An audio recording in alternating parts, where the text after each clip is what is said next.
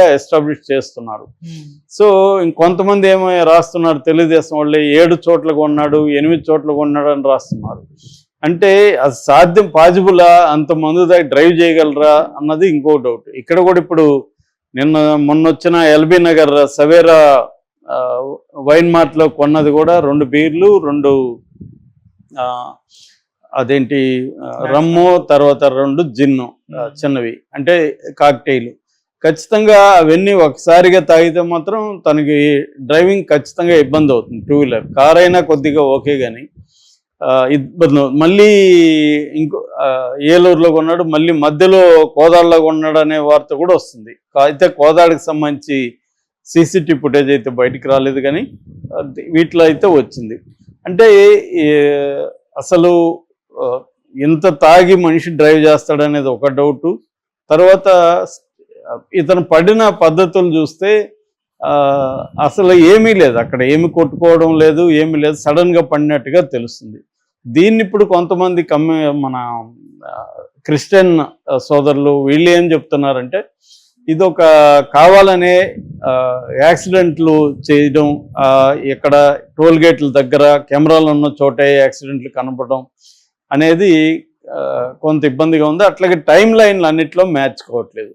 ఇవాళ ఏంటంటే, ఒకటి వీళ్ళు చెప్తున్నది ఏమంటే, దీన్ని ఎవరో వేరే ఇతన్ని ముందే చంపేసి యాక్సిడెంట్గా నిరూపించడానికి ఒక ప్లాన్డ్గా ఒక నెరేటివ్ని బిల్డప్ చేసుకుంటూ వెళ్ళారు అనేది చెప్తున్నారు. దీనికి మామూలు వాళ్ళు అయితే ఇంత రిస్క్ తీసుకోగలరా? ఫర్ ఎగ్జాంపుల్ నిన్న వచ్చిన ఫుటేజ్లో చిల్లకల్లు టోల్ గేటు ముందు 3:19 లారీ కింద పడిపోయి పక్కకు పడ్డాడు. అడ్డుపడి ఉంటే లారీ కింద పడి ఉండే అవకాశం ఉంది.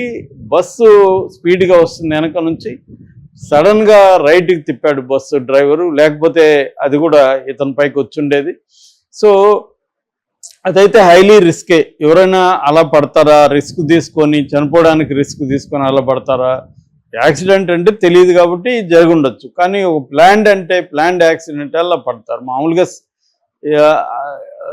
సినిమాలో అయితే మాత్రమే అదేంటంటే, సినిమాలో అన్ని కంట్రోల్డ్గా ఉంటాయి, సేఫ్టీ మెథడ్స్ ముందే తీసుకుంటారు కాబట్టి వాళ్ళకి యాక్సిడెంట్గా మనకు కనబడుతుంది. కానీ అది యాక్సిడెంట్ కాకుండా అన్ని జాగ్రత్తలు తీసుకుంటారు. ప్లస్ పోస్ట్ ప్రొడక్షన్లో కొన్ని చేస్తారు, సీజీ వర్క్ కొంత చేస్తారు. ఇవన్నీ మిక్స్ అయ్యి మనం సినిమాలో చూస్తాం యాక్సిడెంట్ అనేది. రెండోది నెంబర్ ఆఫ్ షార్ట్స్, కట్స్ అవన్నీ ఉంటాయి, ఒకేసారి జరిగినట్టుగా వైడ్ యాంగిల్లో ఉండదు. ఫర్ ఎగ్జాంపుల్ నేను నా సినిమాలో ఒక చిన్న ఇది పెట్టాను. అదేంటంటే, మారుతి వ్యాన్ వెళ్తూ ఉంటుంది, ఒక వ్యక్తి నడుస్తుంటాడు, అతను లోపలికి లాగి కొద్ది దూరం పోయినా పడేయాలి. షార్ట్ కట్ కాకుండా తీసాం. సో పడేయడానికి ఆ స్టంట్ మ్యాన్ నేను పడిపోతాను అన్నాడు. బైక్లో వెళ్తుంటాడు, వీళ్ళు అతన్ని లాగి లోపలికి తీసుకోవాలి, బైక్ పడిపోతుంది. కొంచెం ముందుకెళ్ళినాక అతన్ని ఇసిరేయాలి, అంటే చంపేసి ఇసిరేసినట్టుగా ఉండాలి. ఇది షార్ట్. దీన్ని ఎక్కడ కట్ చేయలేదు. అది బాగా రిస్కీ షార్ట్, ఎందుకంటే మనం ఎక్కడ ఇసిరేస్తారో తెలియదు కాబట్టి బెడ్లు పెట్టలేము, అక్కడ అతను పడాలి.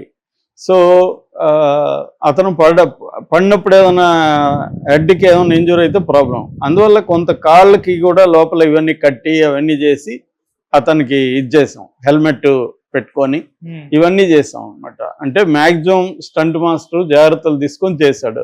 దో ఇట్స్ రిస్కీ, ఎందుకంటే స్టంట్ వాళ్ళు చేశారు, వాళ్ళకి అలవాటు ఉంది కాబట్టి.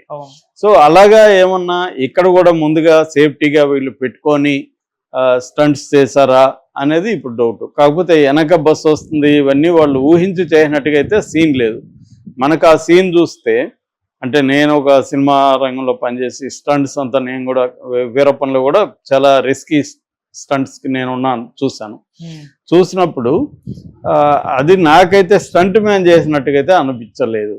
అంటే ఇతనే యాక్సిడెంట్ అయి పడినట్టే నాకైతే అనిపించింది. కానీ వీళ్ళకున్న డౌట్లు ఏంటంటే, ఎందుకు అక్కడే కెమెరా ముందే పడతాడా అని. కాకపోతే ఏమైందంటే, ఈ మధ్య సీసీటీవీలు అనేవి విపరీతంగా పెరిగిపోయినాయి.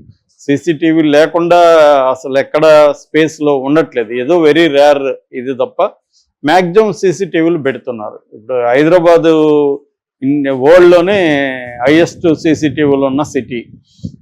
అలాగా సీసీటీవీలు అయితే పోలీసులు ఎక్కువ పెడుతున్నారు. ఎందుకంటే క్రైమ్ని బ్రేక్ చేయడానికి సీసీటీవీలే మేజర్గా పనికొస్తుంది పోలీసులకి.